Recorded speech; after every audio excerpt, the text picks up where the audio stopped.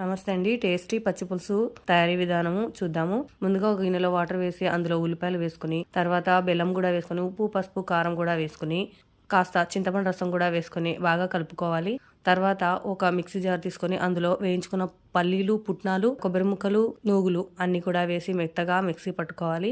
ఇప్పుడు ఈ పొడిని ఈ వాటర్ లో వేసుకుని బాగా కలుపుకొని తిరగమాత పెట్టుకుంటే ఎంతో టేస్టీగా ఉండే పచ్చి పులుసు రెడీ అవుతుందండి. ఎంతో టేస్టీగా ఉంటుంది. స్వీట్ గా, పుల్లగా, ఉప్పగా, కారంగా చాలా బాగుండే పచ్చి పులుసు. పచ్చడి, పులగం చేసుకున్నప్పుడు చేసుకుంటామండి మేము. ఎంతో టేస్టీగా ఉంటుంది. మరి చట్నీతో ఫస్ట్ తింటున్నాను. తర్వాత పచ్చి పులుసు వేసుకుందాము.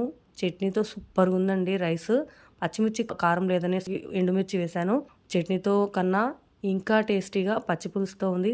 ఒకదాన్ని మించి ఒకటి అదరకొట్టేసాయండి టేస్ట్లో. కడుపు నిండా తినేసాము. మరి మీకు తెలియకపోతే ఈ మోడల్ ట్రై చేసి చూడండి. మర్చిపోయాను, పొడి తయారు చేసుకునే విధానంలో పల్లీలు మాత్రమే వేయించుకోవాలి.